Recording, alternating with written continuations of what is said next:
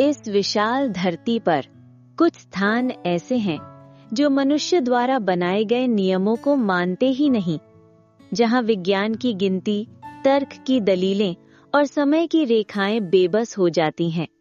ऐसे स्थान आस्था के साम्राज्य के द्वार होते हैं और उन्हीं में से एक है दिव्य, रहस्यमयी और अद्भुत धाम केदारनाथ। ये सिर्फ पत्थरों से बनी इमारत नहीं, ये हिमालय की गोद में धड़कता हुआ एक जीवित चमत्कार है। एक ऐसा धाम जिसकी सांसों में खुद महादेव का स्पंदन है। उस शिखर पर, जहां सांस लेना भी एक संघर्ष है, जहां ठंडी हवाएं जीवन के विरुद्ध विद्रोह करती हैं, वहां ऐसे ऐसे विशाल पत्थर टिके हैं जिनका वजन 10 हाथियों से भी अधिक है। सोचिए, उस युग की कोई मशीन, कोई औजार उन्हें उठा ही नहीं सकता था। और आज का विज्ञान भी लाख कोशिशों के बाद ये नहीं समझ पाता कि वो पत्थर वहां पहुंचे कैसे थे। उन्हें वहां पहुंचाया था न किसी इंजन ने, न किसी शक्ति ने, बल्कि आस्था ने।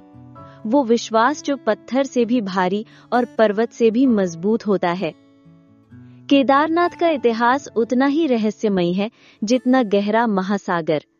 4 शताब्दियों तक ये मंदिर बर्फ की मोटी परत के नीचे दबा सोता रहा। सभ्यताएं मिट गईं, साम्राज्य धूल में मिल गए, पर जब बर्फ पिघली तो मंदिर वैसे ही खड़ा था, मानो समय की निर्दयी पकड़ उसे छू भी न सकी हो।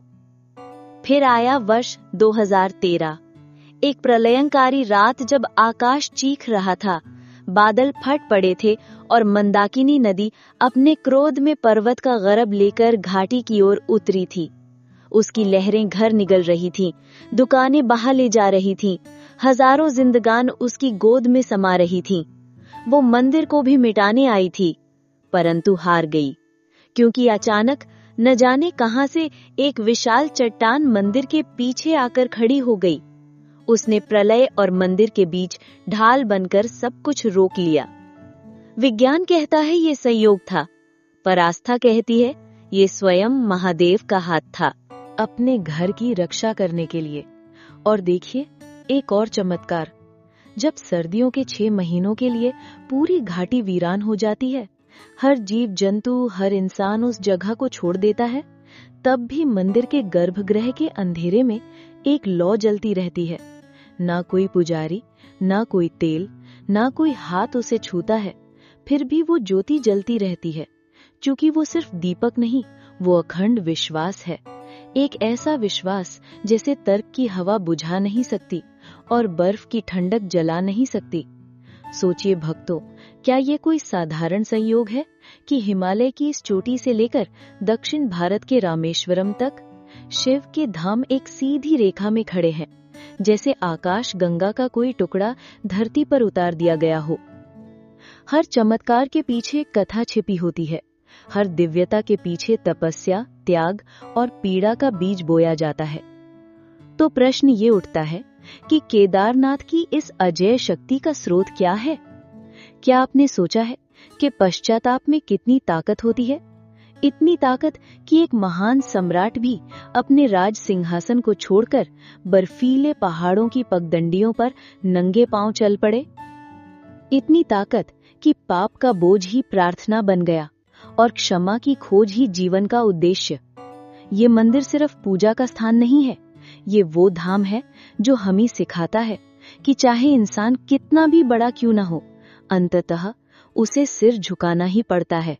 और वो सिर झुकता है सिर्फ एक के आगे, महादेव के आगे। तो आइए इस महान कथा को अपनी आत्मा से सुने, तर्कों को पीछे छोड़ें, अपने मन को शांत करें और चलें उस युग की ओर जब ये धाम स्वयं ब्रह्मांड की ध्वनि से गूंजता था। यह है कथा केदारनाथ की, सिर्फ एक मंदिर की नहीं, बल्कि एक जीवित चमत्कार की। और हर जीवित चमत्कार की कहानी आरंभ होती है एक गहरे घाव से। ये कहानी भी शुरू होती है एक युद्ध की समाप्ति से, कलियुग के उस पहले रक्त रंजित सूर्योदय से। हस्तिनापुर के शाही कक्ष में समय जम गया था। बाहर विजय का उत्सव मनाने का आदेश था, पर अंदर एक मातम पसरा था। एक ऐसा मातम जिसमें आंसू नहीं थे, सिर्फ एक भारी दम घोंट देने वाला सन्नाटा था। उस सिंहासन पर जिसे पाने के लिए महायुद्ध हुआ था, महाराज युधिष्ठिर बैठे थे। उनकी उंगलियां सिंहासन के ठंडे पत्थर को कसकर पकड़े हुए थीं, इतनी कसकर कि उनके नाखून सफेद पड़ गए थे। उनकी सांसें बहुत धीमी और गहरी थीं, जैसे हर सांस उनके सीने पर एक और पत्थर रख रही हो। उनकी आंखें खुली थीं, पर वे देख नहीं रही थी।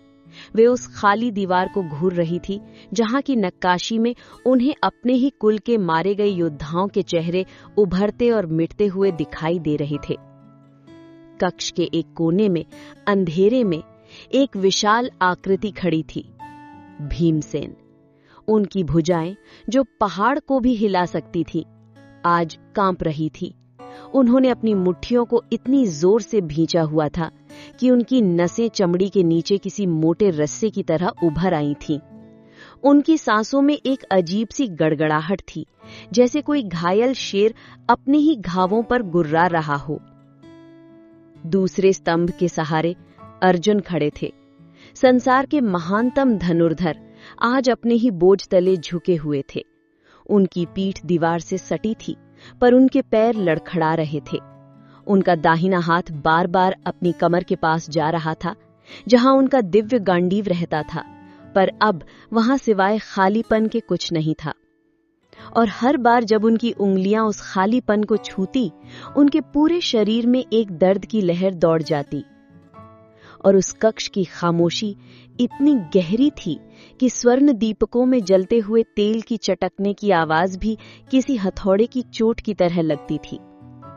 तभी उस खामोशी को चीरते हुए युधिष्ठिर की एक शांत टूटी हुई आवाज गूंजी। क्या पाया हमने? युधिष्ठिर का प्रश्न एक सन्नाटे में पत्थर की तरह गिरा और उसकी लहरें कमरे में मौजूद हर आत्मा से टकराईं। कोने में खड़े भीम की कांपती हुई भुजाएं थम गईं।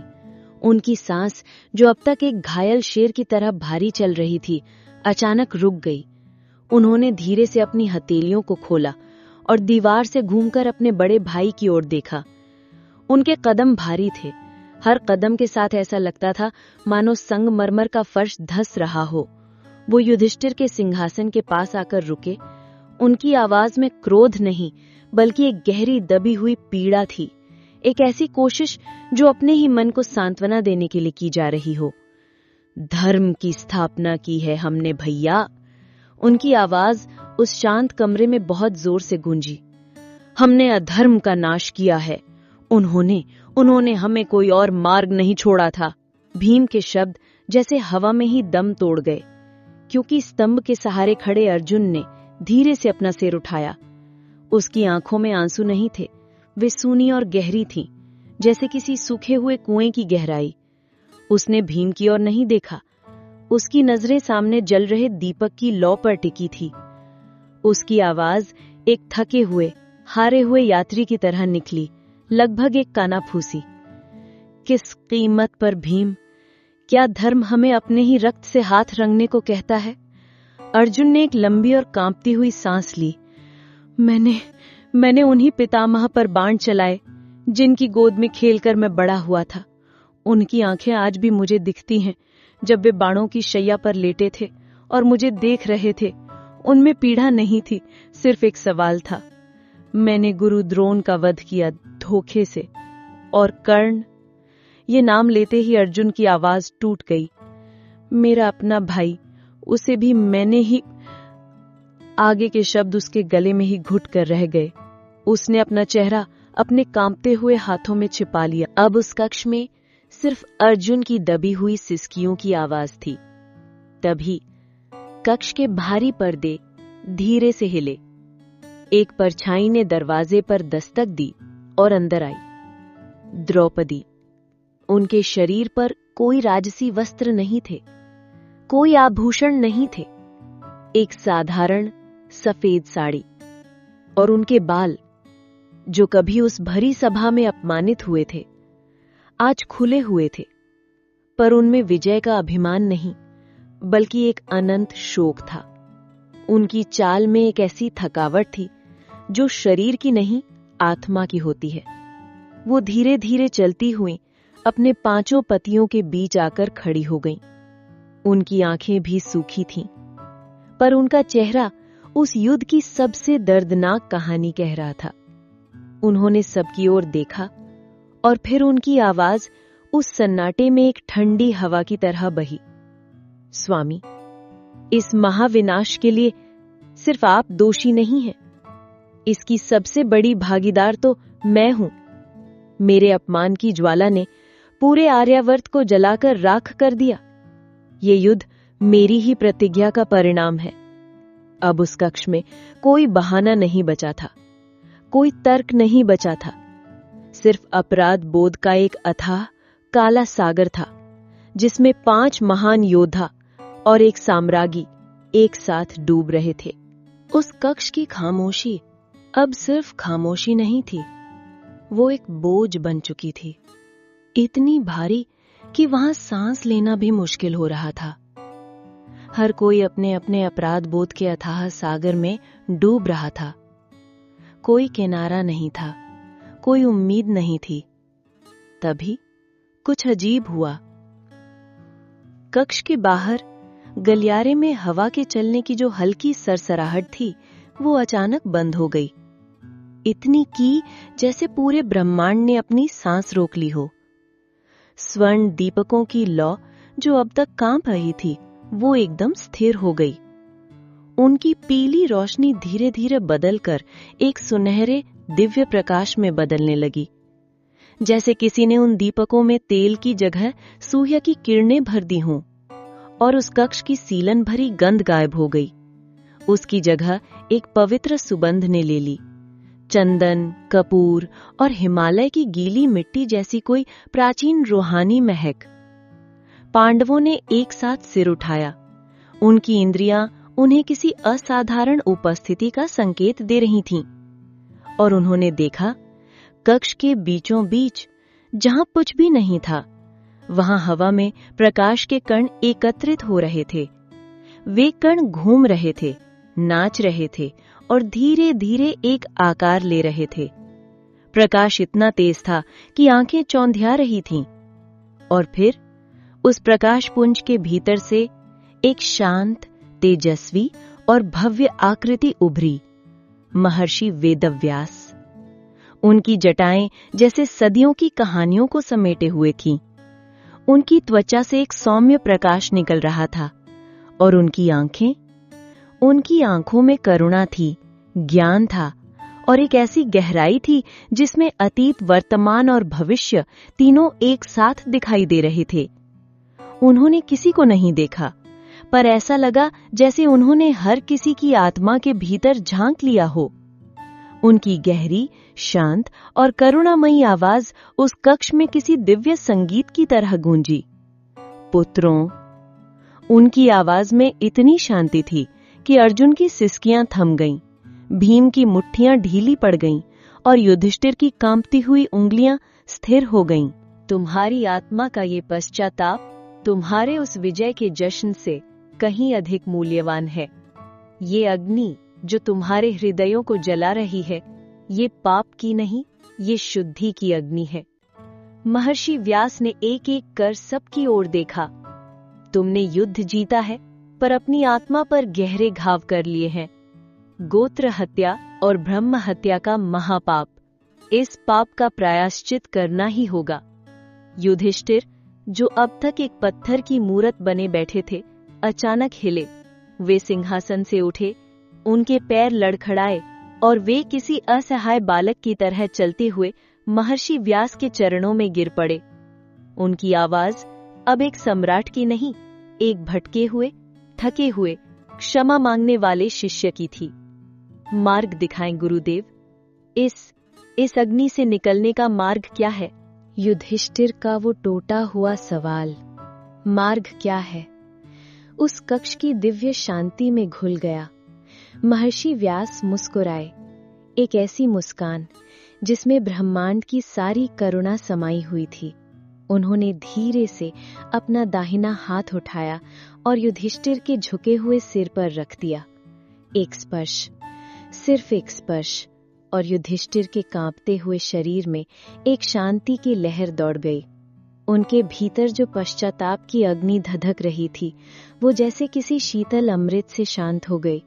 उनके मन का तूफान थम गया। उनकी आंखों से आंसुओं की धारा बह निकली, पर ये आंसू पीड़ा के नहीं, राहत के थे।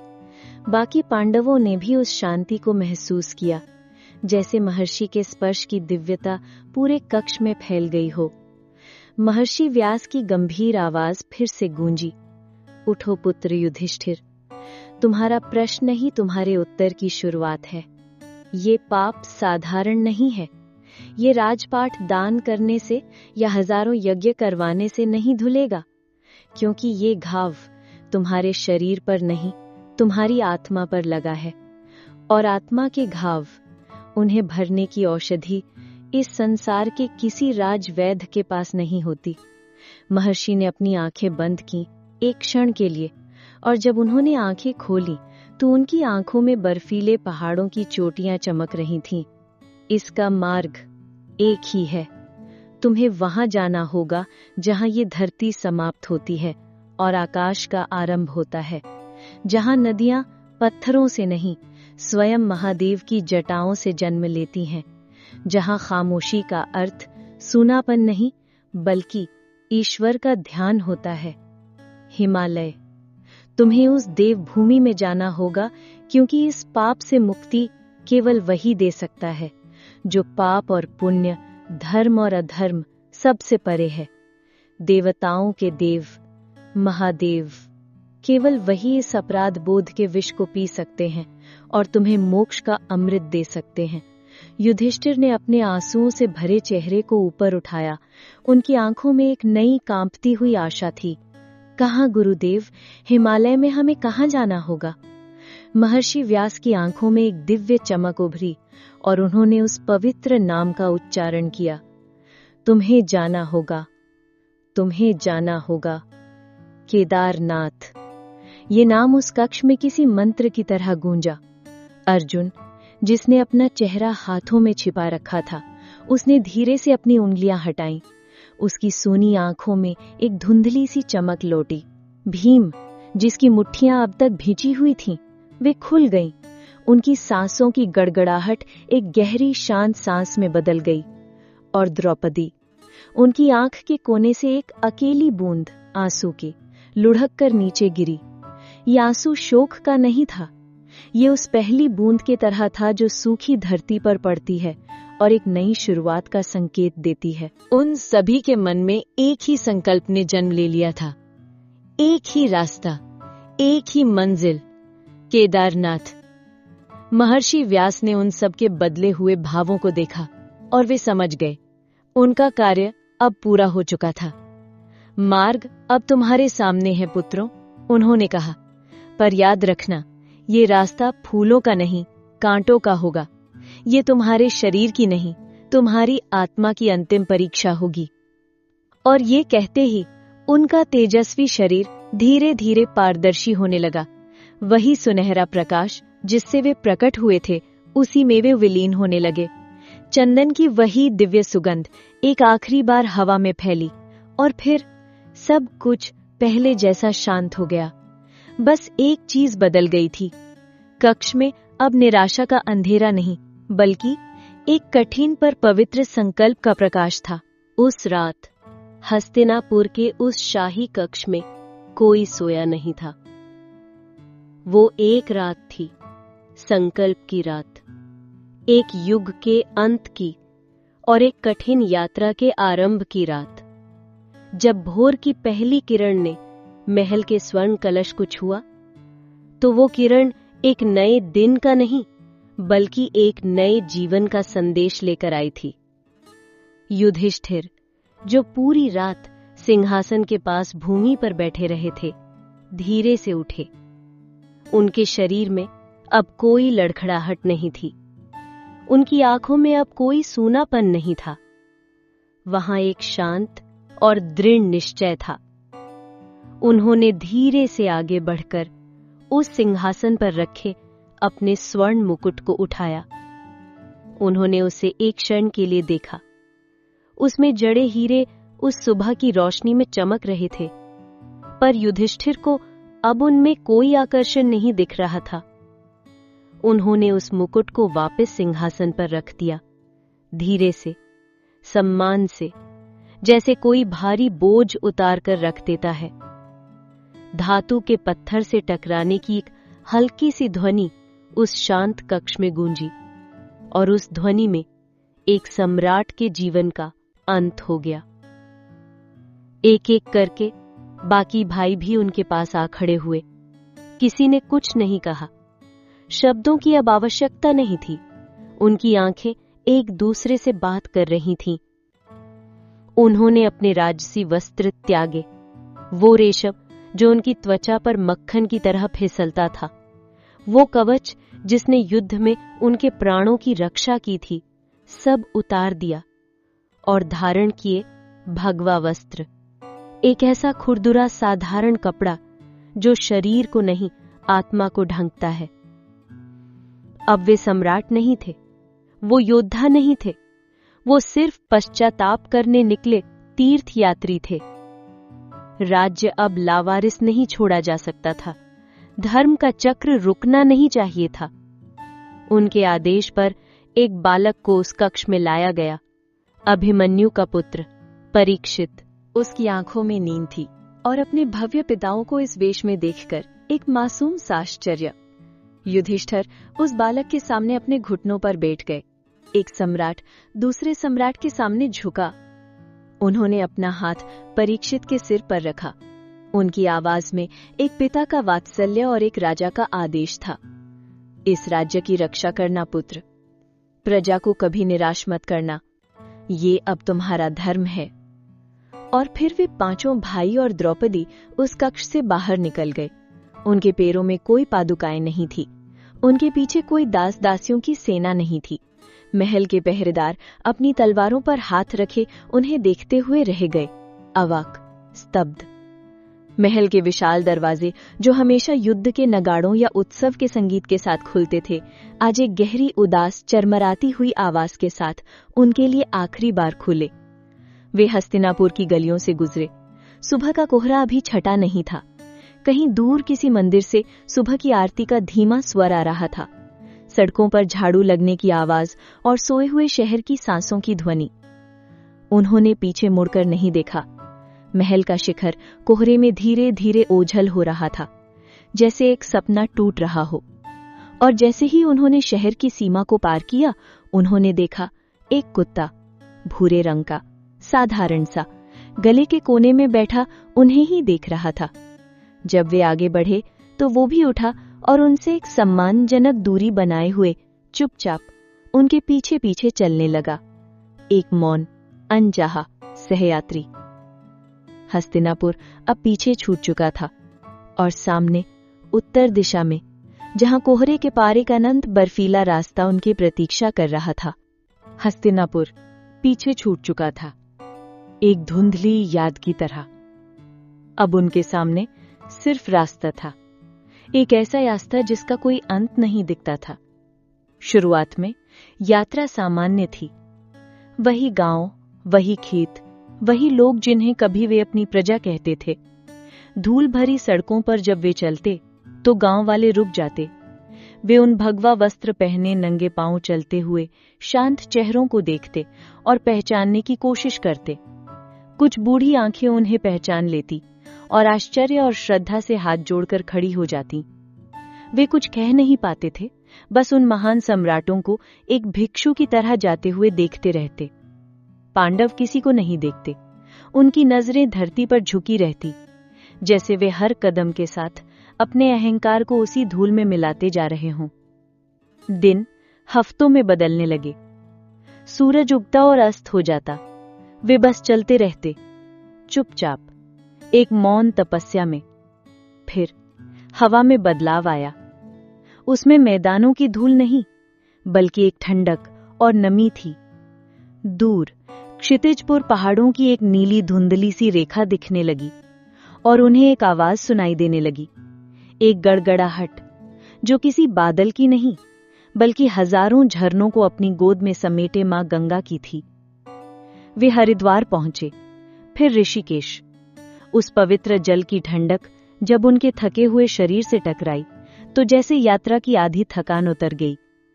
उन्होंने डुबकी लगाई, पर यह डुबकी सिर्फ शरीर को धोने के लिए नहीं थी। यह अपने राजसी अतीत को हमेशा के लिए उस धारा में बहा देने की एक रस्म थी। और फिर असली यात्रा शुरू हुई। अब रास्ता समतल नहीं था, वो ऊपर उठने लगा था, संकरे पथरीले और खतरनाक मोड़ों के साथ हिमालय के गर्भ में प्रवेश करता हुआ। मैदानों की परिचित ध्वनियां पीछे छूट गईं। अब सिर्फ 3 ही आवाजें थी, हवा की साएं साएं, नदी का गर्जन और उनकी अपनी सांसों का शोर। हवा अब ठंडी नहीं बल्कि चुभने वाली थी, इतनी पैनी कि हर सांस सीने में एक बर्फीले खंजर की तरह लगती। भीमसेन, जिनका विशाल शरीर कभी उनकी सबसे बड़ी ताकत था, आज वही उनकी सबसे बड़ी चुनौती बन गया था। उनके भारी शरीर को उस पतली हवा में और ज्यादा प्राणवायु चाहिए थी, जो वहां थी ही नहीं। उनके कदम अब धीमे पड़ने लगे थे, माथे पर पसीने की बूंदें जमने लगी थीं। वे एक बड़ी चट्टान के सहारे रुकी और उनके मुंह से एक गहरी, हांफती हुई आवाज निकली। उनकी विशाल छाती तेजी से ऊपर नीचे हो रही थी। उन्होंने ऊपर की ओर देखा, जहां रास्ता किसी विशाल सर्प की तरह अंतहीन रूप से पहाड़ पर चढ़ता ही जा रहा था। उनकी आवाज में पहली बार एक तरह की बेबसी थी। भैया। युधिष्ठिर, जो शांत भाव से आगे बढ़ रहे थे, रुके। उन्होंने पीछे मुड़कर अपने भाई को देखा। भीम ने फिर कहा, यह रास्ता इतना कठिन क्यों है? युधिष्ठिर की आंखों में एक शांत गहरी समझ थी। वे भीम के पास आए और उनके कंधे पर हाथ रखा। उनकी आवाज हवा की सरसराहट से भी ज्यादा शांत थी। भीम, जो वस्तु जितनी पवित्र और कीमती होती है, उसे पाने का मार्ग उतना ही कठिन होता है। भगवान शिव के दर्शन इतने सरल कैसे हो सकते हैं? युधिष्ठिर के शब्द उस पतली हवा में एक सत्य की तरह गूंजते रहे। भगवान शिव के दर्शन इतने सरल कैसे हो सकते हैं? भीम ने कोई उत्तर नहीं दिया। उसने सिर्फ अपने बड़े भाई की आंखों में देखा और वो समझ गया। उसने एक गहरी सांस ली और अपने शरीर के दर्द और अपने मन के संदेह को उस एक सांस में बाहर फेंक दिया। और फिर बिना कुछ कहे वो चुपचाप आगे बढ़ने लगा। पर जैसे ही उन्होंने आगे कदम बढ़ाया, ऐसा लगा मानो पहाड़ों ने युधिष्ठिर के शब्दों को सुन लिया हो, मानो स्वयं महादेव उनकी परीक्षा लेने के लिए जाग गए हों। अचानक आसमान का रंग बदलने लगा। जो आकाश कुछ क्षण पहले तक एक गहरे चमकीले नीले रंग का था, उस पर घाटियों के नीचे से काले भारी बादल किसी दैत्य की तरह चढ़ने लगे। सूरज उन बादलों के पीछे ऐसे छिप गया मानो दिन में ही रात हो गई हो। एक अजीब भुतहा सा अंधेरा चारों ओर फैल गया। हवा, जो अब तक सिर्फ साई साई कर रही थी, अब उसमें एक गूंज थी, एक चीख थी, जैसे हजारों अतृप्त आत्माएं एक साथ विलाप कर रही हों। और फिर बर्फ गिरनी शुरू हुई, नरम रुई जैसी नहीं, बल्कि छोटी छोटी सुइयों की तरह, जो उनके चेहरों पर चुभती थीं और उनकी त्वचा को काट रही थीं। रास्ता और भी कठिन हो गया। कभी कभी चलते चलते उनके सामने का रास्ता धुंध में गायब हो जाता। एक क्षण पहले तक जो पगडंडी थी, अगली ही पल वहां सिर्फ एक सीधी गहरी खाई देखते। वो रुक जाते, उनकी सांसें अटक जाती, उन्हें लगता वे माया के किसी जाल में फंस गए हैं। फिर जब वो उम्मीद छोड़कर पीछे मुड़ने लगते तो रास्ता फिर से प्रकट हो जाता, जैसे पहाड़ उनके साथ कोई क्रूर मजाक कर रहा हो। एक बार जब वो एक संकरे रास्ते से गुजर रहे थे तो उनके ऊपर पहाड़ से एक गहरी गड़गड़ाहट की आवाज आई। इससे पहले कि वो कुछ समझ पाते, चट्टानों का एक सैलाब किसी झरने की तरह ऊपर से नीचे गिरा और उनके रास्ते के ठीक सामने एक दीवार बनकर खड़ा हो गया। जमीन उनके पैरों के नीचे कांप रही थी। वो घंटों तक उस बर्फीली हवा में ठिठुरते हुए बेबस खड़े रहे। ये सिर्फ शरीर की परीक्षा नहीं थी, ये उनके धैर्य और उनके विश्वास की परीक्षा थी। एक दिन जब वो एक ऐसी ही खतरनाक खाई के ऊपर बर्फ से ढकी एक पतली सी पगडंडी को पार कर रहे थे, द्रौपदी, जो अब तक हर कष्ट को चुपचाप सह रही थी, लड़खड़ा गईं। उनके पैर ठंड से सुन्न हो चुके थे। बर्फ पर उनकी पकड़ कमजोर पड़ गई। एक क्षण के लिए उनका संतुलन बिगड़ा, उनकी आंखों में खौफ उभरा, उनके मुंह से एक दबी हुई चीख निकली और वो बस यही अंत है। और तभी एक चमत्कार हुआ। गिरने का एहसास बंद हो गया, हवा की चीख थम गई, बर्फीली ठंडक गायब हो गई। उन्हें महसूस हुआ जैसे किसी ने उन्हें एक गर्म सुनहरी शॉल में लपेट लिया हो, जैसे कोई अदृश्य कोमल हाथ उन्हें सहारा दे रहा हो। उन्होंने धीरे से अपनी आंखें खोली और देखा कि वो हवा में है और उनके चारों ओर एक सुनहरा दिव्य प्रकाश है। उन्हें लगा जैसे किसी मंदिर की घंटियों की मधुर ध्वनि दूर कहीं बज रही हो।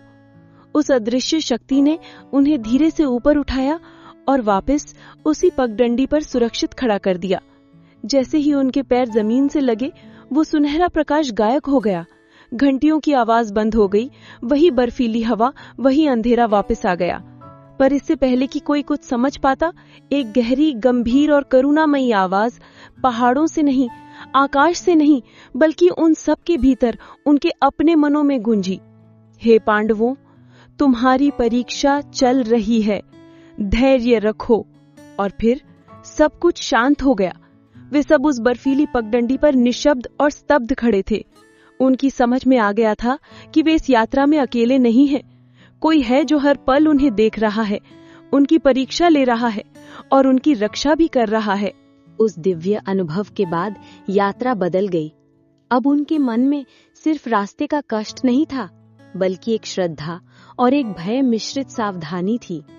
वे जानते थे कि पहाड़ की हर चट्टान उन्हें देख रही है, हवा का हर झोंका उनकी परीक्षा ले रहा है। दिन हफ्तों में बदलते गए, वे और ऊपर चढ़ते गए। अब पेड़ों की हरी रेखा बहुत नीचे छूट चुकी थी। चारों ओर सिर्फ 3 ही रंग थे, चट्टानों का धूसर, बर्फ की सफेदी और आकाश का गहरा अकेला नीला रंग। यहाँ की खामोशी अलग थी। इसमें हवा या नदी का शोर नहीं था। ये एक शून्य की, ब्रह्मांड की खामोशी थी, इतनी गहरी कि उन्हें अपने ही दिल की धड़कन किसी ढोल की तरह सुनाई देती थी। और फिर कई हफ्तों की अंतहीन कठोर चढ़ाई के बाद वे आए। वे एक संकरे बर्फीले रास्ते से गुजरकर एक ऊंची चोटी पर पहुंचे और जो दृश्य उन्होंने अपनी आंखों के सामने देखा, उस पर उन्हें विश्वास नहीं हुआ। चारों ओर बर्फ से ढकी चोटियों की एक सफेद दीवार थी और उनके बीचों बीच एक घाटी में हरी हरी मखमली घास का एक मैदान फैला हुआ था।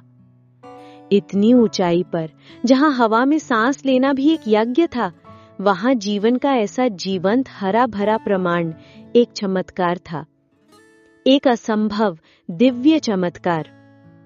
उनकी थकी हुई आंखों को उस हरे रंग से एक अजीब सी ठंडक मिली। नकुल धीरे धीरे आगे बढ़ा और उसने कांपते हुए हाथ से उस घास को छुआ, ये देखने के लिए कि कहीं ये कोई माया तो नहीं। पर वो असली थी। उसमें ओस की बूंदें थीं और धरती की सूंधी महक थी। और तभी उनकी नजर उस मैदान के बीचों बीच चल रहे जानवरों की झुंड पर पड़ी। कुछ गायें, कुछ पहाड़ी बकरियां और उनके बीच में एक विशाल बैल। वो दूसरों से अलग था। उसका रंग रात के अंधेरे से भी ज्यादा काला था। उसका डील डॉल किसी राजा की तरह भव्य था और उसकी पीठ का कुबड़ किसी छोटे पहाड़ की चोटी की तरह आकाश की ओर उठा हुआ था। पर जो चीज सबसे अलग थी, वो थी उसकी आंखें। वो किसी जानवर की आंखें नहीं थी। उनमें एक ज्वाला थी, एक बुद्धि थी और एक ऐसी प्राचीन गहरी शांति थी, मानो उसने युगों को बनते और बिगड़ते देखा हो। बाकी सभी जानवर उससे एक सम्मानजनक दूरी बनाए हुए थे, जैसे वे जानते हो कि वे किसके समीप खड़े हैं। युधिष्ठिर, जो उस दृश्य को एकटक देख रहे थे, अचानक वे स्थिर हो गए। उनकी सांस उनके सीने में ही अटक गई। उनके शरीर का सारा रक्त जैसे उनके चेहरे पर उतर आया। उन्होंने उस बैल की आंखों में देखा और वे समझ गए। उनकी आंखों से आंसुओं की धारा बहने लगी। वे धीरे से अपने घुटनों पर उसी बर्फ में बैठ गए। उनकी आवाज एक कांपती हुई खुशी और श्रद्धा से भरी फुसफुसाहट में निकली। भाइयों, देखो। सबने उनकी ओर देखा और फिर उस ओर जहां युधिष्ठिर देख रहे थे। हम पहुंच गए। युधिष्ठिर की आवाज भावनाओं के बोझ से टूटी हुई थी। वो कोई साधारण बैल नहीं है, वो स्वयं महादेव हैं। ये सुनते ही बाकी चारों भाइयों और द्रौपदी ने उस काले बैल की ओर फिर से देखा, और इस बार उन्हें भी वो दिव्यता, वो तेज महसूस हुआ, जैसे उनकी आंखों से पर्दा हट गया हो। वे सब बिना कुछ कहे एक एक करके युधिष्ठिर के पीछे उसी ठंडी बर्फ पर घुटने बल बैठ गए। उनकी यात्रा पूरी हो गई थी, उनकी खोज समाप्त हो गई थी, या शायद ये तो एक नई और भी कठिन परीक्षा की बस शुरुआत थी। वे सब उस ठंडी बर्फ पर घुटनों के बल बैठे रहे। उनकी आंखों में आंसू थे, पर ये आंसू पश्चाताप के नहीं, बल्कि उस गहरे संतोष के थे जो एक भटके हुए को मंजिल मिलने पर होता है। युधिष्ठिर धीरे से उठे। उनके हर मूवमेंट में एक गहरी श्रद्धा थी। उन्होंने अपना पैर बर्फ की ठंडी कठोर सतह से उठाकर उस हरी दिव्य घास पर रखा, और जैसे ही उनके पैर ने उस घास को छुआ, उन्हें एक झटका सा लगा।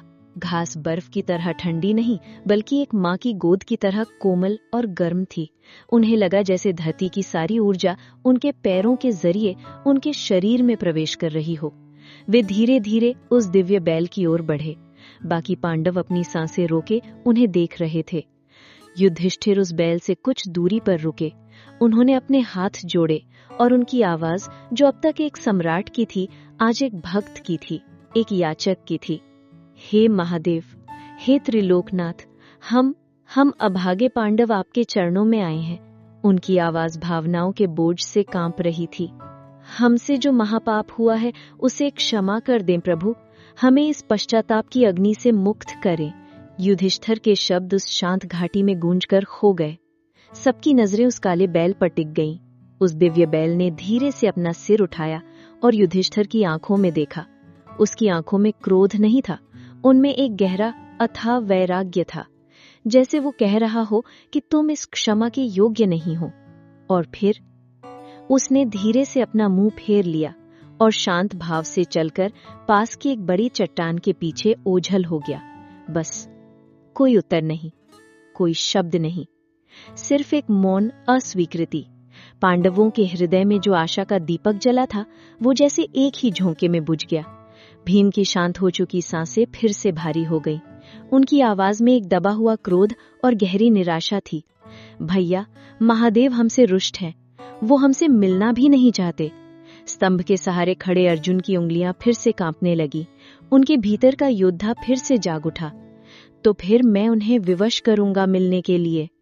नहीं अर्जुन, युधिष्ठिर की आवाज में इस बार दृढ़ता थी। वे घूमकर अपने भाइयों के पास आए। नहीं भीम, भगवान को विवश नहीं किया जा सकता, उन्हें जीता जाता है, प्रेम से, भक्ति से और तपस्या से। हमारी परीक्षा अभी समाप्त नहीं हुई है। और अगले दिन से एक अजीब दिव्य खेल शुरू हुआ, एक लुका छिपी भगवान और भक्त के बीच।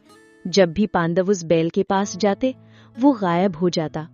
कभी वो पहाड़ के दूसरी ओर दिखाई देता, तो कभी किसी गहरी गुफा में छिप जाता।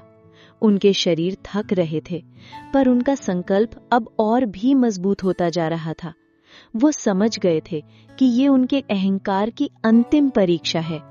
कई दिनों के बाद द्रौपदी ने सुझाव दिया, क्यों ना हम सब अलग अलग दिशाओं से उन्हें घेर लें। ये योजना काम कर गई। पांचों भाइयों ने उस मैदान को पांचों दिशाओं से घेर लिया। जब उस दिव्य बैल ने महसूस किया कि अब कोई रास्ता नहीं बचा, तो वो भागकर एक बड़ी नीची चट्टान के नीचे से धरती में समाने की कोशिश करने लगा। भीम जो दूसरी ओर छिपे थे, उन्होंने ये देखा। उनकी आंखों में एक चमक आई। उनके शरीर की सारी थकावट जैसे गायब हो गई। उनकी मांसपेशियां खिंच गईं।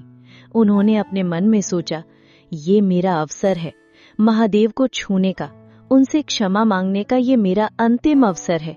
और ये सोचकर वे अपनी पूरी शक्ति के साथ उस चट्टान की ओर दौड़े, उस धरती में समाते हुए दिव्य बैल के पिछले हिस्से को पकड़ने के लिए। समय जैसे एक क्षण के लिए रुक गया। भीम के लिए पूरी दुनिया उस एक बिंदु पर सिमट आई थी। चट्टान के नीचे धरती में समाता हुआ उस दिव्य बैल का पिछला हिस्सा। हवा उनके कानों के पास से किसी बाण की तरह गुजर रही थी। उनकी अपनी सांसें एक तूफान की तरह चल रही थी और उनका हृदय किसी युद्ध के नगाड़े की तरह उनकी छाती में धड़क रहा था। उनके पैर अपनी पूरी शक्ति से जमीन को पीछे धकेल रहे थे। उनका विशाल शरीर हवा में उड़ा, उनका दाहिना हाथ आगे बढ़ा और उनकी उंगलियों ने आखिरकार उस दिव्य रूप को छू लिया। और जैसे ही उन्होंने उसे छुआ, एक झटका, एक तेज झटका, जैसे हजारों बिजलियां एक साथ उनके शरीर में दौड़ गई हों। उनकी उंगलियों को किसी जानवर की गर्म खाल और बालों का एहसास नहीं हुआ। नहीं, उन्हें महसूस हुआ कुछ ऐसा जो ठंडा था, प्राचीन पत्थर की तरह। पर उसी क्षण वो धधक भी रहा था, जैसे उसके भीतर हजारों सूर्य जल रहे हों। वो ठोस था पर कांप रहा था, जैसे कोई जीवित हृदय हो। और फिर एक ब्लाइंडिंग, असहनीय तीव्र प्रकाश उस स्पर्श के बिंदु से फूटा। प्रकाश इतना तेज था कि उसने पूरी घाटी को, पूरे आकाश को दूध की तरह सफेद कर दिया। पांडवों की आंखें चौंधिया गई। उन्हें लगा जैसे वे अंधे हो गए हों। उसी क्षण एक ध्वनि, एक गहरी गूंजती हुई ब्रह्मांडीय ध्वनि पैदा हुई। ओम। ये आवाज उनके कानों से नहीं, बल्कि उनके पूरे शरीर के हर कण से, पहाड़ के हर चट्टान से और आकाश के हर कोने से एक साथ गूंज रही थी, जैसे पूरा ब्रह्मांड स्वयं महादेव का नाम जप रहा हो। बर्फीली काटती हुई हवा बंद हो गई। उसकी जगह एक गर्म आरामदायक हवा बहने लगी, जिसमें फूलों की, चंदन की और किसी दिव्य यज्ञ के धुएं की सुगंध थी। और आकाश से, जो कुछ ही क्षण पहले तक बादलों से ढका था, अब धीरे धीरे फूलों की वर्षा होने लगी, छोटे छोटे सफेद चमकीले फूल। जब प्रकाश की तीव्रता कुछ कम हुई और पांडवों ने कांपते हुए अपनी आंखें खोली, तो उन्होंने देखा वो दिव्य बैल अब वहां नहीं था। वो पूरी तरह से धरती में समा चुका था। बस चट्टान के नीचे, जहां भीम घुटनों के बल झुके हुए थे, वहां पत्थर का एक त्रिकोणीय, कुबड़ जैसा आकार धरती से बाहर निकला हुआ था और भीम का हाथ अब भी उसी शिला पर रखा था। वो दिव्य रूप अब एक पवित्र शिला बन चुका था, एक स्वयंभू शिवलिंग। और तभी वही गहरी करुणामयी आकाशवाणी फिर से गूंजी। हे पांडवों, तुम्हारी भक्ति और तुम्हारे हठ ने मुझे प्रसन्न किया। मेरा ये पृष्ठभाग अब इसी शिला रूप में यहाँ सदा के लिए स्थापित रहेगा। आज से ये स्थान मेरे नाम के अंश केदार पर केदारनाथ कहलाएगा। जो भी सच्चे मन से मेरे इस रूप की पूजा करेगा, उसके सभी पाप नष्ट हो जाएंगे। आकाशवाणी शांत हो गई, फूलों की वर्षा थम गई, पर पांडवों की आंखों से आंसुओं की वर्षा अब शुरू हुई थी। ये पश्चाताप के आंसू नहीं थे, ये पीड़ा के आंसू नहीं थे, ये आनंद के आंसू थे। उस गहरी रूहानी शांति के आंसू थे जो उस आत्मा को मिलती है जिसे क्षमा मिल गई हो। उनके सीने पर रखा कुरुक्षेत्र का वो भारी बोझ आज उतर गया था।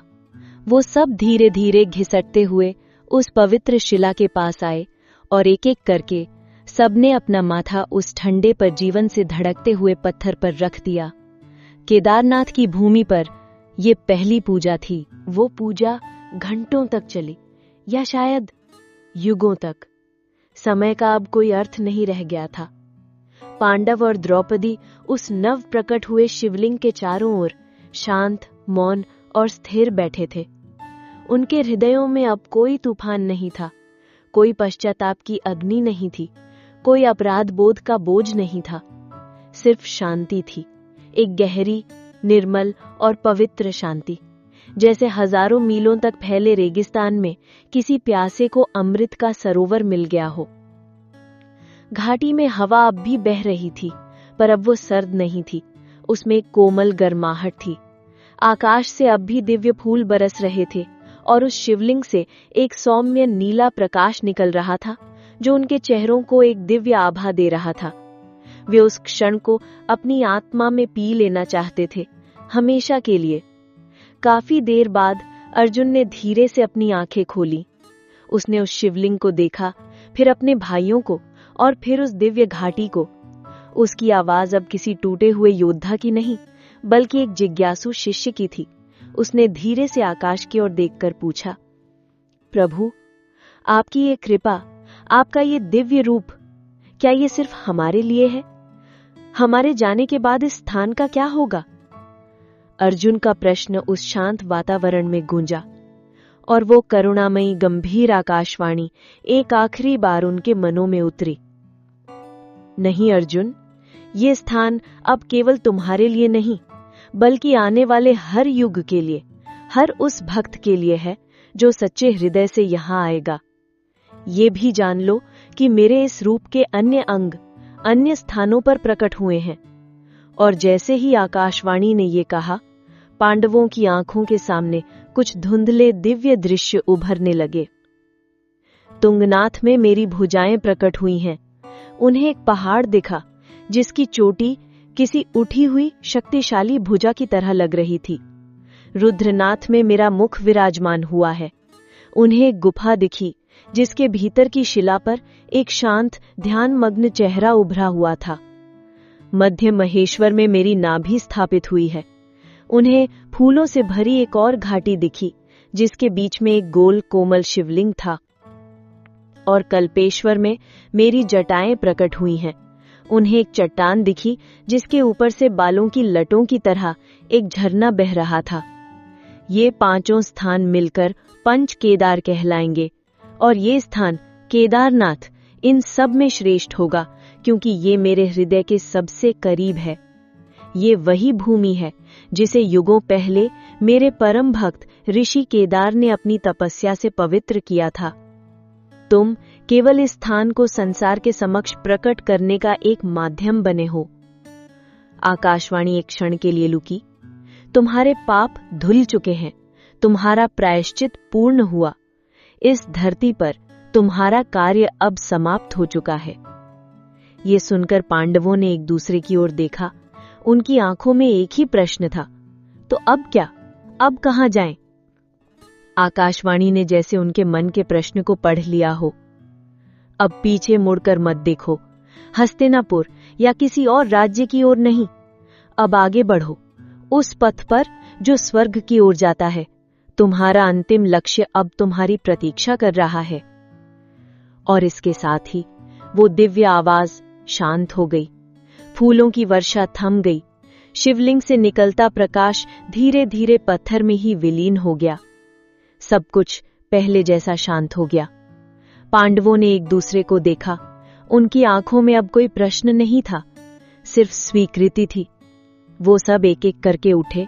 उन्होंने एक आखिरी बार उस पवित्र शिवलिंग के सामने अपना सिर झुकाया, अपनी आंखों में उस दिव्य रूप को हमेशा के लिए बसा लिया। और फिर बिना कुछ कहे वो घूमे और उस रास्ते पर चल पड़े जो और भी ऊंचाई की ओर, स्वर्गारोहिणी की बर्फीली चोटियों की ओर जा रहा था। उनके पीछे पीछे वो मौन कुत्ता भी चल पड़ा। वे धीरे धीरे उस दिव्य घाटी से दूर होते गए। उनकी आकृतियां बर्फ और धुंध में छोटी और छोटी होती गईं, जब तक कि वो पूरी तरह से ओझल नहीं हो गए। पांडवों का युग समाप्त हो चुका था, पर केदारनाथ की कहानी तो अभी शुरू हुई थी। पांडव चले गए। उनकी कहानी उस बर्फ में विलीन हो गई और पीछे रह गया सिर्फ वो पवित्र शिवलिंग, अकेला, मौन, उस दिव्य हरी भरी घाटी में। और फिर समय बीतने लगा। सूरज उगा और डूबा, चांद निकला और छिपा। एक बार नहीं, 100 बार नहीं, हजारों लाखों बार उस घाटी में मौसमों के चक्र घूमते रहे। गर्मियों में सूरज की किरणें उस शिला को तपाती। सर्दियों में बर्फ की मोटी सफेद चादर उसे अपनी गोद में सुला लेती। कई कई सालों तक वो शिवलिंग 10-10 फीट बर्फ के नीचे शांत समाधि में लीन रहता। ऊपर बर्फीले तूफान पहाड़ों से टकराते और गरजते। घाटियों में हिमस्खलन की गड़गड़ाहट होती, पर नीचे उस बर्फ की कब्र में गहरी अटूट शांति थी। नीचे संसार बदल रहा था। साम्राज्य बने और धूल में मिट गए।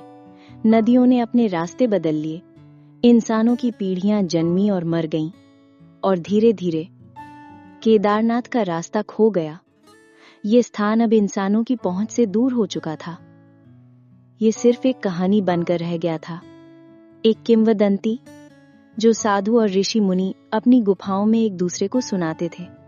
एक खोया हुआ पवित्र धाम। युग बीतते गए, और फिर जब धरती पर धर्म की ग्लानि होने लगी, जब वेदों का ज्ञान मत मतांतरों के कोलाहल में खोने लगा, तब उस सोए हुए धाम को फिर से जगाने का समय आया। उसके लिए एक नई आत्मा की आवश्यकता थी, एक ऐसी आत्मा जिसमें सूर्य का तेज और चंद्रमा की शीतलता हो। भारत के सुदूर दक्षिण में केरल की हरी भरी भूमि पर एक छोटे से गांव कालड़ी में एक दिव्य बालक ने जन्म लिया, शंकर। उनकी आंखें किसी साधारण बालक की तरह नहीं थीं। उनमें एक ज्ञान की, एक वैराग्य की और एक प्राचीन ज्वाला की चमक थी, जैसे वो इस धरती पर किसी विशेष कार्य के लिए ही आए हों। 8 वर्ष की आयु में ही जब बाकी बालक खेलकूद में व्यस्त थे, शंकर गहरी समाधि में लीन थे। और एक दिन उसी गहरी समाधि में उन्होंने एक दृश्य देखा। उन्होंने अपनी बंद आंखों से उन पर्वतों को देखा जिन्हें उन्होंने कभी नहीं देखा था। बर्फ से ढकी हिमालय की अनंत चोटियां। उन्होंने उस खोई हुई शांत घाटी को देखा, और उन्होंने देखा कि बर्फ के नीचे दबी एक शिला जिससे एक दिव्य प्रकाश निकल रहा था। और फिर आकाश से एक सफेद दिव्य गाय कामधेनु नीचे उतरी, और उसने अपनी थनों से दूध की एक धार ठीक उसी स्थान पर गिराई जहां वो पवित्र शिला सो रही थी। जैसे ही दूध ने बर्फ को छुआ, बर्फ पिघलने लगी और शंकर को उस त्रिकोणीय शिवलिंग के स्पष्ट दर्शन हुए। ध्यान टूटा। बालक शंकर ने अपनी आंखें खोली। उनके चेहरे पर एक शांत पर दृढ़ संकल्प था। उन्हें अपने जीवन का उद्देश्य मिल चुका था। उस खोए हुए धाम को फिर से खोजना था, उस सोए हुए महादेव को फिर से जगाना था। और उसी दिन वो 8 वर्ष का बालक अपने घर, अपनी मां, सब कुछ त्याग कर नंगे पांव एक अकेला उस अनंत यात्रा पर निकल पड़ा। दक्षिण के सागर तट से उत्तर के हिमालय की ओर हजारों मील का फासला एक छोटे से बालक के बड़े और दृढ़ संकल्प के सामने बौना था। वह बालक अपने घर, अपनी मां, सब कुछ त्याग कर नंगे पांव एक अकेला उस अनंत यात्रा पर निकल पड़ा। पर वह अकेला था कौन? वह कोई साधारण बालक नहीं था। जन्म से ही उसकी चेतना साधारण मनुष्यों की तरह सोई हुई नहीं थी, वह जागृत थी। जब दूसरे बालक मिट्टी के खिलौनों से खेलते थे, शंकर तर्क और तत्व ज्ञान के सूत्रों से खेलते थे। जब दूसरे बच्चे मां की लोरियों में सोते थे, शंकर वेदों की ऋचाओं के गहरे अर्थों में डूब जाते थे। कहते हैं कि एक बार उनके गांव में कांचीपुरम से बड़े बड़े विद्वान आए। वो उस बालक के विलक्षण ज्ञान के बारे में सुनकर उसका उपहास उड़ाने लगे कि ये बालक हमें ज्ञान सिखाएगा। और उन्होंने अहंकार में बालक शंकर से अद्वैत वेदांत का सबसे जटिल प्रश्न पूछ लिया। सब शांत हो गए। बालक शंकर ने अपनी आंखें बंद की, और फिर उनके मुख से संस्कृत के श्लोक किसी झरने की तरह बहने लगे। उन्होंने उस एक प्रश्न का उत्तर इतने सरल और इतने गहरे ढंग से दिया कि वे बड़े बड़े विद्वान अपना सिर झुकाकर निशब्द हो गए। उनकी आंखों में अहंकार नहीं, बल्कि अपने अज्ञान पर पश्चाताप के आंसू थे। ये कोई अर्जित किया हुआ ज्ञान नहीं था, ये स्वयं महादेव द्वारा अपने ही अंश में स्थापित किया गया ब्रह्मांड का ज्ञान था, जो अब धर्म की पुनर्स्थापना के लिए धरती पर उतर आया था।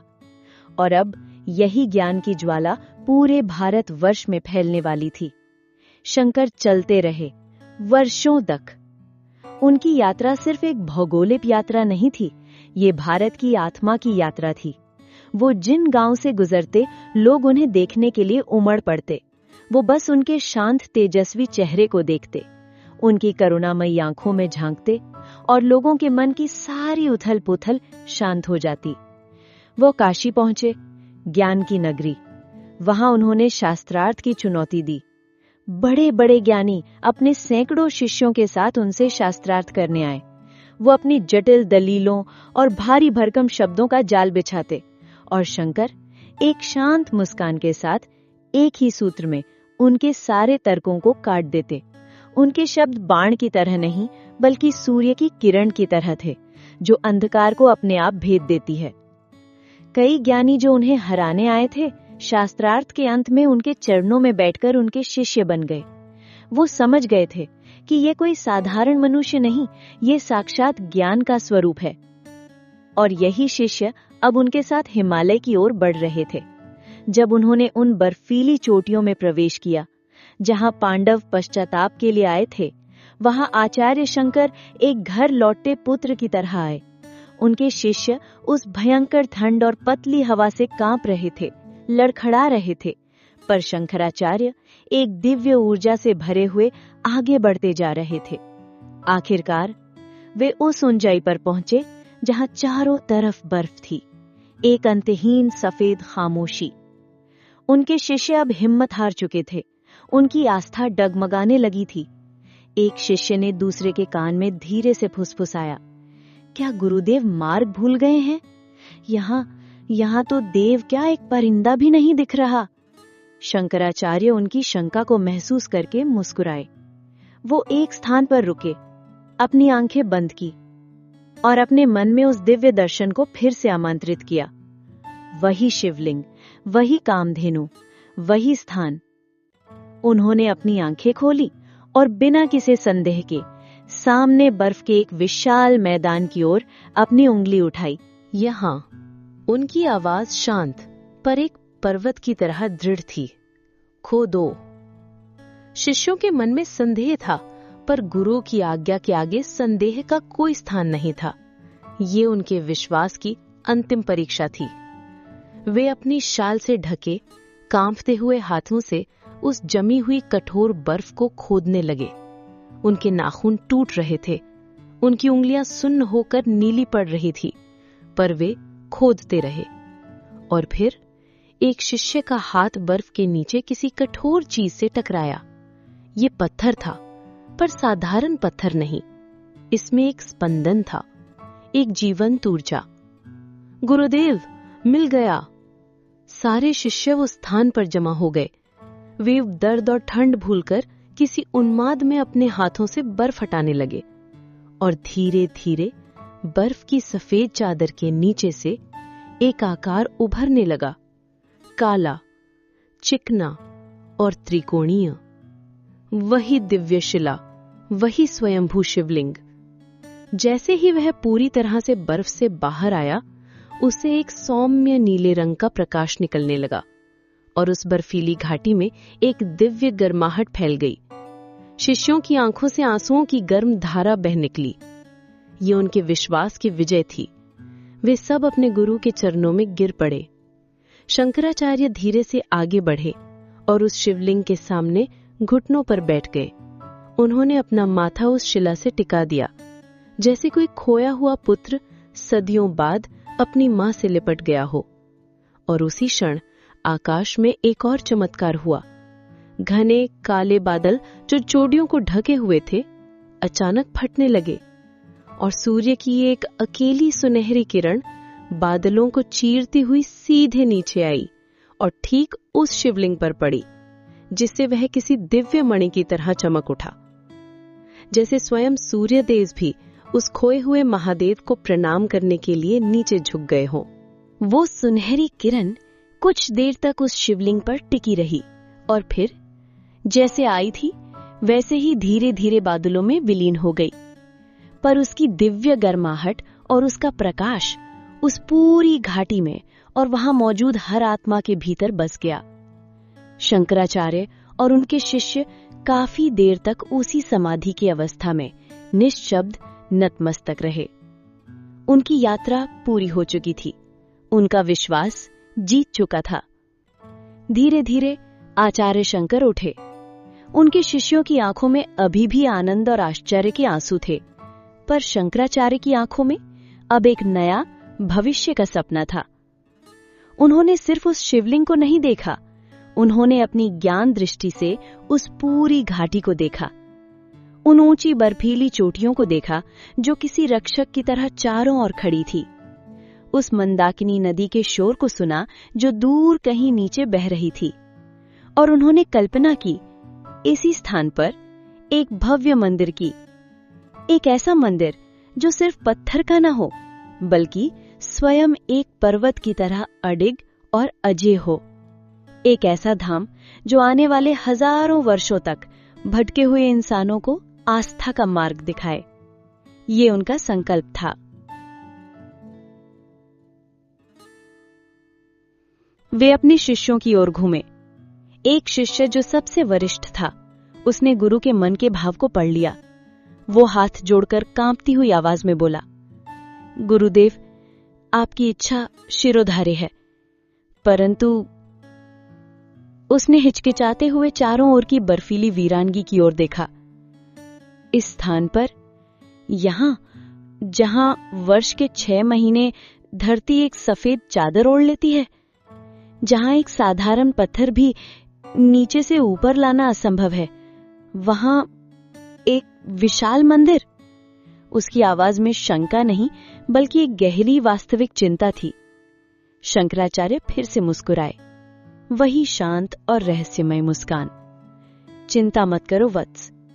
उनकी आवाज हवा की तरह कोमल पर एक चट्टान की तरह दृढ़ थी। ये कार्य हमारा नहीं है, ये स्वयं महादेव का कार्य है, और जब ईश्वर अपना धाम स्वयं बनाते हैं तो प्रकृति भी उनकी दासी बन जाती है। और फिर दुनिया ने एक ऐसा चमत्कार देखा जो आज भी विज्ञान की समझ से परे है। मंदिर का निर्माण शुरू हुआ, पर यह किसी इंसानी निर्माण जैसा नहीं था, ये एक दिव्य लीला थी। मजदूर जो नीचे घाटी से पत्थर लाते थे, वो हैरान रह जाते जब हजारों किलो वजनी विशाल शिलाएं, जिन्हें 100 लोग मिलकर भी हिला नहीं सकते थे, उन्हें रास्ते में हल्की महसूस होने लगती, जैसे किसी अदृश्य शक्ति ने उनका भार उठा लिया हो। कभी कभी पत्थर अपने आप लुढ़कते हुए ढलान पर ऊपर की ओर चढ़ने लगते और ठीक उसी जगह जाकर रुक जाते जहां उनकी आवश्यकता होती। मजदूर डर और श्रद्धा से कांपते हुए हाथ जोड़कर खड़े हो जाते। पहाड़ों के पक्षी अपनी चोंच में छोटे छोटे कंकड़ उठाकर लाते और मंदिर की नींव में डालकर उड़ जाते। और हवा जो उन ऊंचाइयों पर हमेशा विद्रोह करती है, वो शांत और मददगार हो गई। वो मजदूरों के पसीने को सुखाती और उन्हें ठंडक देती। और मंदिर की दीवारें वो एक एक करके उठने लगी। विशाल भारी पत्थरों को एक दूसरे के ऊपर बिना किसी चूने या सीमेंट से रखा गया। उन्हें एक दूसरे में इस तरह से फंसाया गया कि आज हजारों साल बाद भी उनके बीच में एक सुई की नोक भी नहीं जा सकती। ये वास्तुकला नहीं, ये योग माया थी। देखते ही देखते उस वीरान घाटी में एक भव्य विशाल और अजेय मंदिर खड़ा हो गया, जैसे वो हमेशा से वहीं हो। और तब आचार्य शंकर ने एक और महत्वपूर्ण कार्य किया। उन्होंने भारत की एकता को एक धागे में पिरो दिया। उन्होंने ये विधान बनाया कि इस उत्तर के शिखर पर स्थित महादेव के मुख्य पुजारी हमेशा सुदूर दक्षिण में स्थित केरल भूमि से होंगे, जिन्हें रावल कहा जाएगा। एक परंपरा जो आज भी अटूट है। और उस शुभ दिन उस नवनिर्माण मंदिर के अंधेरे पवित्र गर्भगृह में उस स्वयंभू शिवलिंग को पूरे विधि विधान के साथ स्थापित किया गया। पहली बार मंदिर के भीतर दीपक जला। पहली बार उसकी दीवारों से महादेव का मंत्र ओम नमः शिवाय टकराकर गूंजा। केदारनाथ का खोया हुआ गौरव अब पुनः स्थापित हो चुका था, एक ऐसे रूप में जिसे अब समय की कोई आंधी हिला नहीं सकती थी। शंकराचार्य द्वारा जलाया गया वो दीपक जलता रहा। उनकी स्थापित की हुई पूजा की परंपरा चलती रही। रावलों की पीढ़ियां दक्षिण से आती रहीं और महादेव की सेवा करके लौटती रहीं। समय एक शांत नदी की तरह बहता रहा। सदियां मौसमों की तरह बीत गईं। मंदिर की पत्थर की दीवारें धूप में तपी, बारिश में भीगी और बर्फ की मोटी चादरों में सदियों तक सोती रहीं। कहते हैं एक ऐसा भी समय आया, एक छोटा हिमयुग, जब 400 वर्षों तक ये पूरी घाटी और ये मंदिर बर्फ की एक विशाल सफेद कब्र के नीचे दबे रहे। जब बर्फ पिघली तो नीचे की दुनिया पूरी तरह बदल चुकी थी, पर मंदिर अपनी जगह पर वैसे ही अडिग और अविचल खड़ा था।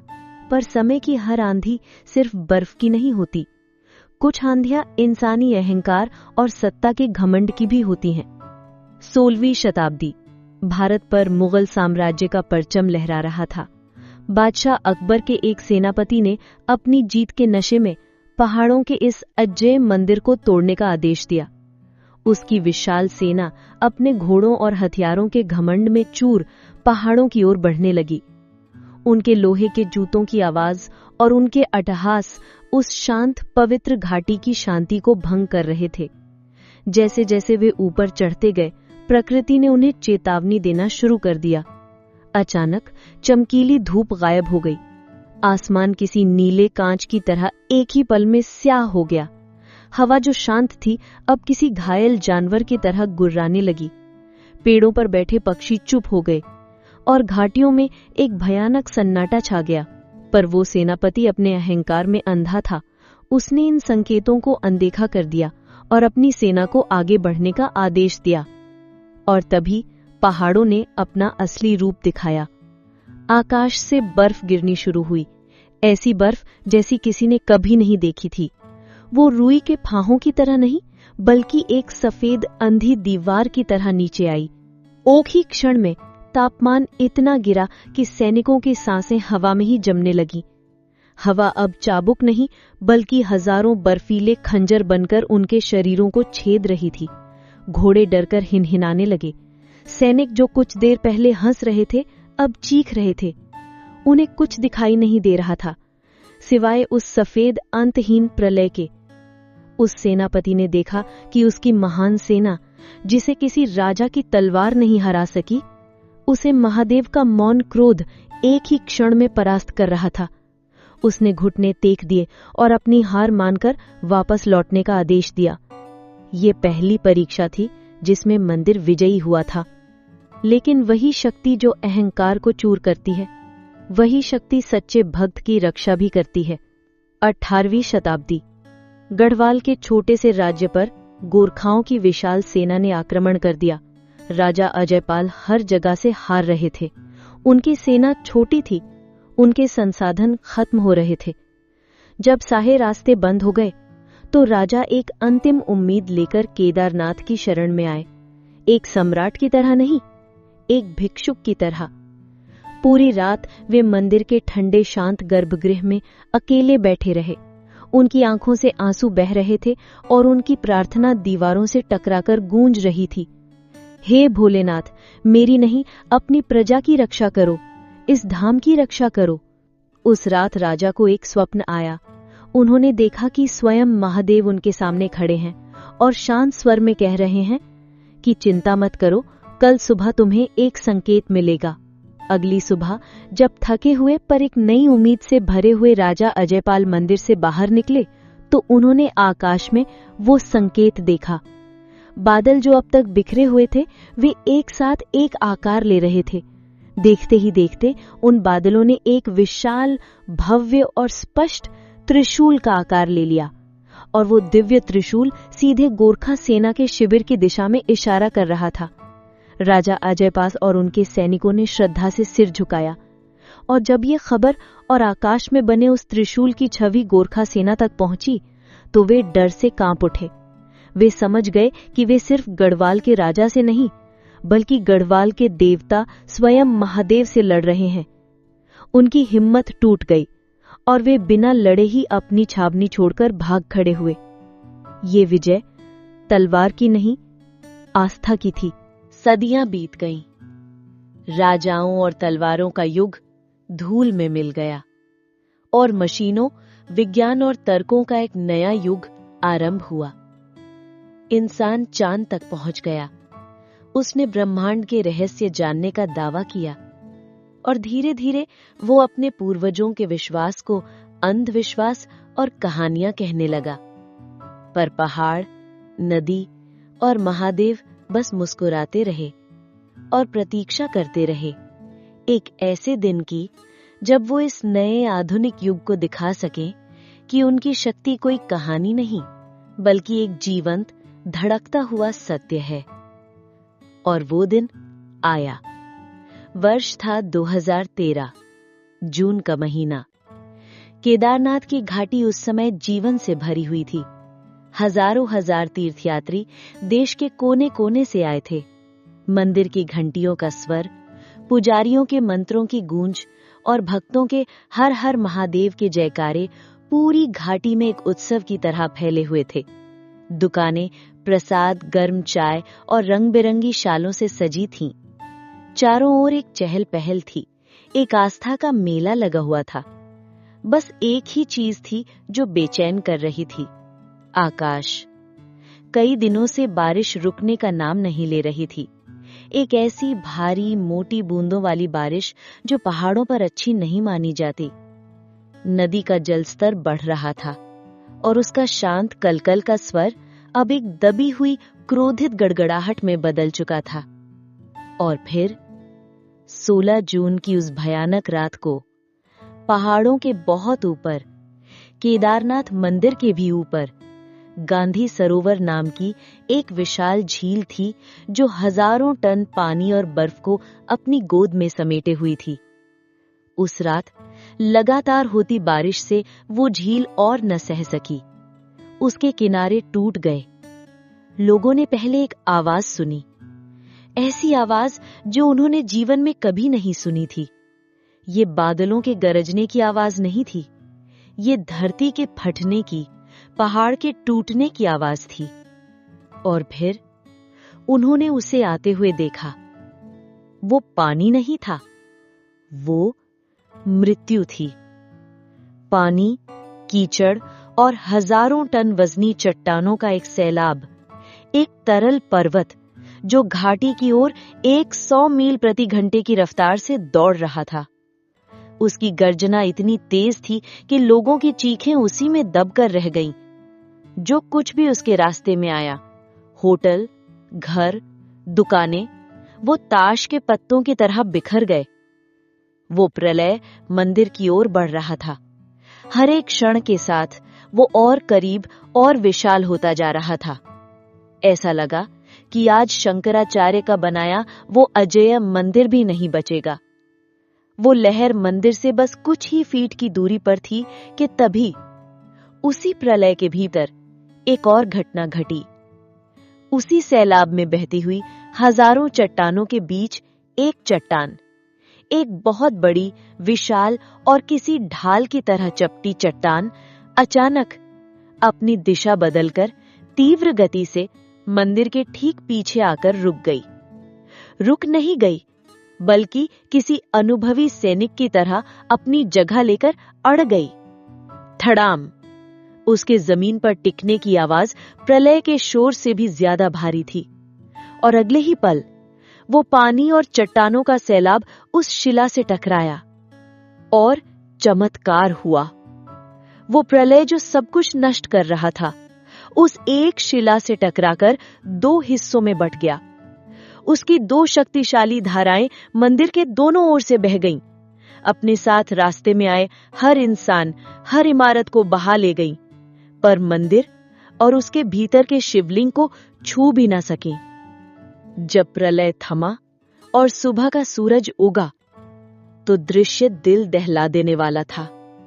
चारों ओर मीलों तक सिर्फ कीचड़, मलबा और विनाश का एक सागर था। और उस विनाश के सागर के बीचों बीच एक द्वीप की तरह केदारनाथ का मंदिर शांत और सुरक्षित खड़ा था। और उसके पीछे एक रक्षक की तरह वो विशाल भीमशिला खड़ी थी। विज्ञान समझा सकता है कि पानी कैसे बटा, वो उस चट्टान का वजन और आकार माप सकता है, पर वो 2 प्रश्नों का उत्तर कभी नहीं दे सकता। वो एक विशेष चट्टान ही क्यों, और वो ठीक उसी क्षण, ठीक उसी जगह पर आकर क्यों रुकी? क्या ये एक संयोग था, या ये अपने घर को बचाने के लिए स्वयं महादेव द्वारा रखी गई एक ढाल थी? भीमशिला का वो चमत्कार तो पूरी दुनिया ने अपनी आंखों से देखा। कैमरों ने उसे कैद किया और विज्ञान ने उसे समझने की कोशिश की। पर केदारनाथ के असली रहस्य वो नहीं है जो आंखों से दिखते हैं, वो है जो सिर्फ महसूस किए जाते हैं, जब तर्क सो जाता है और आत्मा जाग जाती है। उन्हीं रहस्यों में से एक है अखंड ज्योति। हर वर्ष सर्दियों के आगमन पर जब केदारनाथ की घाटी बर्फ की सफेद चादर ओढ़ लेती है, तो मंदिर के कपाट 6 महीने के लिए बंद कर दिए जाते हैं। सारे पुजारी, सारे निवासी, यहाँ तक कि सारे जीव जंतु भी उस घाटी को छोड़कर नीचे चले जाते हैं। पीछे रह जाता है सिर्फ बर्फ, खामोशी और बंद दरवाजों के पीछे महादेव का मंदिर।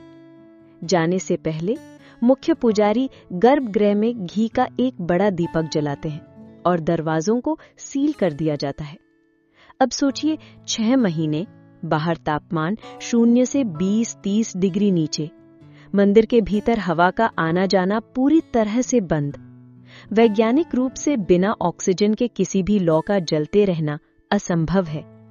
पर जब 6 महीने बाद अक्षय तृतीया के दिन जब मंदिर के कपाट फिर से खोले जाते हैं, तो वो दीपक ठीक उसी तरह शांत और स्थिर जलता हुआ मिलता है। कौन जलाता है ये अखंड ज्योति? जब कोई इंसान वहां मौजूद नहीं होता, तो कौन इसकी रक्षा करता है? पुरानी मान्यताएं कहती हैं कि जब इंसान चले जाते हैं, तब देवता और यक्ष गंधर्व महादेव की पूजा करने के लिए पृथ्वी पर उतरते हैं। ये ज्योति उन्हीं की पूजा का प्रमाण है। और ये रहस्य सिर्फ ज्योति तक ही सीमित नहीं, स्वयं शिवलिंग, वो पवित्र शिला भी जीवंत है। पुजारी और पुराने भक्त कहते हैं कि शिवलिंग का आकार और उसकी बनावट समय के साथ बदलते रहती है। कभी वो बड़ा प्रतीत होता है तो कभी छोटा, कभी वो खुरदुरा लगता है तो कभी मक्खन की तरह चिकना। ये कोई भ्रम नहीं है, ये एक दिव्य संकेत है। ये माना जाता है कि ये शिवलिंग धीरे धीरे धरती में वापस समा रहा है, और जब कलयुग अपने चरम पर पहुंचेगा तो ये पूरी तरह से विलीन हो जाएगा, जैसे महादेव इस संसार से अपनी उपस्थिति समेट लेंगे। इस धाम में सिर्फ आग और पत्थर ही जीवंत नहीं, यहाँ का जल भी चमत्कारी है। मंदिर के पास एक छोटा सा झरना बहता है जिसे अकाल जल कहते हैं। ये वो जल है जो सबसे कठोर सर्दियों में भी जब मंदाकिनी नदी तक जम जाती है, तब भी ये झरना बहता रहता है। कहा जाता है कि इस जल में अमृत के गुण हैं। एक बार एक ऐसा व्यक्ति था जिसे कैंसर था। देश के सबसे बड़े डॉक्टरों ने जवाब दे दिया था।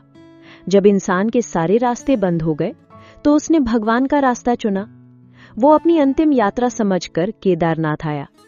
21 दिनों तक उसने रोज सुबह उस अकाल जल को पिया, दवा की तरह नहीं, बल्कि एक पूर्ण समर्पण और अटूट विश्वास के साथ। और 21वें दिन उसे स्वप्न में भगवान शिव ने दर्शन दिए और कहा, वत्स, तुम्हारा रोग समाप्त हो गया है। जब वो वापस लौटा और उसने अपनी जांच कराई, तो डॉक्टरों की आंखें फटी की फटी रह गईं। उसके शरीर में कैंसर का एक कण भी नहीं था। पर केदारनाथ की रक्षा सिर्फ ये चमत्कार ही नहीं करते, इसकी रक्षा करती हैं कुछ अदृश्य शक्तियां भी, भगवान शिव के रुद्रगण। मान्यता है कि इस मंदिर की परिधि में कोई भी नकारात्मक शक्ति, कोई भूत प्रेत प्रवेश नहीं कर सकता। रात के सन्नाटे में जब मंदिर बंद होता है, तो कई पुजारियों और स्थानीय लोगों ने मंदिर के आसपास से मंत्रों का जाप या डमरू की हल्की ध्वनि सुनने का अनुभव किया है। जैसे जब इंसानों की पूजा समाप्त होती है, तो भगवान के अदृश्य सेवक अपनी पूजा आरंभ करते हैं। वो हर क्षण, हर पल उस धाम की पहरेदारी करते हैं। और वे अदृश्य गण सिर्फ मंदिर की रक्षा दुष्ट शक्तियों से नहीं करते, वे उन पवित्र आत्माओं को भी देखते हैं जो हर वर्ष लाखों की संख्या में अपना सब कुछ छोड़कर इस कठिन यात्रा पर आते हैं। क्या देखते होंगे वे उन तीर्थयात्रियों की आंखों में? क्यों एक साधारण इंसान अपने आरामदायक घर को छोड़कर उस रास्ते पर चलने का साहस करता है जहां हर कदम एक परीक्षा है? क्योंकि केदारनाथ की यात्रा सिर्फ एक यात्रा नहीं है, ये एक यज्ञ है, एक तपस्या है। शास्त्रों में लिखा है, केदारम यो गच्छति स पुण्यात्मा तस्य सर्व पापम नश्यति। जो केदार जाता है वो पुण्यात्मा होता है और उसके सारे पाप नष्ट हो जाते हैं। लेकिन ये सिर्फ शास्त्रों की बात नहीं, ये एक अनुभव है। जब एक तीर्थयात्री गौरीकुंड से अपनी 18 किलोमीटर की पैदल यात्रा शुरू करता है तो वो वास्तव में अपनी आत्मा की यात्रा शुरू करता है। जब उस पतली हवा में उसकी सांसें फूलने लगती हैं तो ये सिर्फ ऑक्सीजन की कमी नहीं है, ये पहाड़ का पहला पाठ है, अहंकार को गलाने का पाठ। पहाड़ उसे बताता है कि ईश्वर की इस विशाल सृष्टि के सामने तुम कितने छोटे हो। जब बर्फीली काटने वाली ठंड उसके शरीर को भेदती है तो ये उसे याद दिलाती है कि भगवान की कृपा की गर्माहट के बिना हम सब कितने असहाय हैं। रास्ते का हर नुकीला पत्थर, हर सीधी चढ़ाई उसे समझाती है कि आध्यात्मिक उन्नति का मार्ग कभी सरल नहीं होता। इस यात्रा में उसका हर एक कदम एक मंत्र बन जाता है। उसके माथे से बहते पसीने की हर एक बूंद एक अर्पण बन जाती है। और फिर घंटों की उस कठिन थका देने वाली चढ़ाई के बाद जब वो तीर्थयात्री एक मोड़ पर पहुंचता है और उसे दूर 2 पहाड़ों के बीच में पहली बार मंदिर के शिखर की एक झलक दिखती है, उस क्षण उसके शरीर की सारी थकावट गायब हो जाती है। उसकी आंखों में अपने आप आंसू आ जाते हैं और उसके पैरों में न जाने कहां से एक नई ऊर्जा आ जाती है। और अंत में जब वो उस मंदिर के सामने पहुंचकर खड़ा होता है, वो कांप रहा होता है, वो हाँफ रहा होता है, पर उसकी आत्मा परम शांति का अनुभव कर रही होती है। वो उस प्राचीन मंदिर को देखता है, उसके पीछे खड़ी उस विशाल भीमशिला को देखता है, वो घंटियों की दिव्य ध्वनि को सुनता है और उस हवा में सांस लेता है जिसमें करोड़ों भक्तों की प्रार्थनाएं घुली हुई हैं।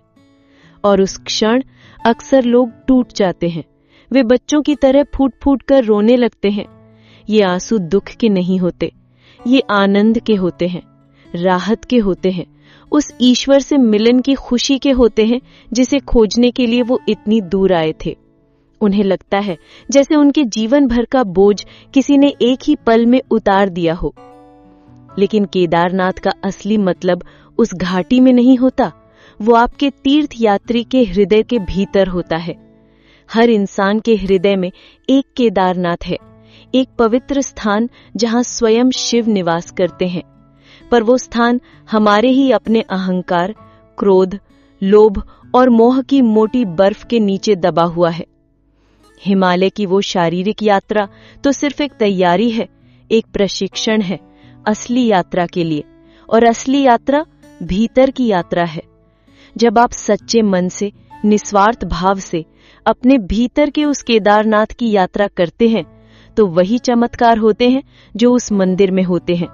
आपके सारे दुख दूर हो जाते हैं, आपके मन को शांति मिलती है, आपके जीवन में आनंद आ जाता है। तो केदारनाथ की यात्रा सिर्फ पहाड़ों की यात्रा नहीं है, ये अपनी आत्मा की, अपने असली स्वरूप को पाने की यात्रा है। तो मेरे प्रिय दर्शकों, ये थी केदारनाथ की भव्य कथा। पांडवों की तपस्या से लेकर आदि शंकराचार्य के संकल्प तक, बादशाहों के अहंकार से लेकर भक्तों की आस्था की जीत तक, और 2013 के उस महाप्रलय से लेकर आज भी घटित हो रहे उन अनगिनत चमत्कारों तक। ये सिर्फ एक स्थान की कहानी नहीं, ये उस दिव्य ऊर्जा की कहानी है जो युगों से उस भूमि की रक्षा कर रही है। आज भी जब आप केदारनाथ जाते हैं तो आप केवल एक मंदिर के दर्शन नहीं करते, आप उस स्थान के दर्शन करते हैं जहां स्वयं भगवान शिव ने अपना निवास बनाया है। आप उस भूमि को छूते हैं जिसे पांडवों ने छुआ था। आप उस हवा में सांस लेते हैं जिसमें सदियों से करोड़ों भक्तों की प्रार्थनाएं घुली हुई हैं। और याद रखिए, केदारनाथ जाना हो या ना हो, लेकिन अपने दिल के केदारनाथ में जरूर जाना। वहां भी वही भगवान शिव शांत बैठे हुए हैं, आपकी प्रतीक्षा कर रहे हैं। बस जरूरत है सच्चे प्रेम की, निर्मल श्रद्धा की और उस बच्चे जैसी भक्ति की जो भगवान को सबसे प्रिय है। तो बताइए मुझे, आपको आज का ये एपिसोड कैसा लगा? क्या आपको लगा कि आप वास्तव में उस दिव्य यात्रा का हिस्सा बन गए थे? अगर आपको ये कहानी अच्छी लगी है तो कृपया लाइक का बटन दबाना ना भूलें। कमेंट्स में बताइए कि केदारनाथ की इस कथा का कौन सा हिस्सा आपकी आत्मा को छू गया। और हां, अगर आपने अभी तक हमारे भक्ति विद मैत्री चैनल को सब्सक्राइब नहीं किया है तो जरूर सब्सक्राइब करें और घंटी का निशान भी दबाएं ताकि आपको हमारी हर नई भव्य कथा की जानकारी मिलती रहे। अगले एपिसोड में मैं लेकर आऊंगी एक और अद्भुत कहानी। ये कथा भी उतनी ही रोमांचक और प्रेरणादायी होगी।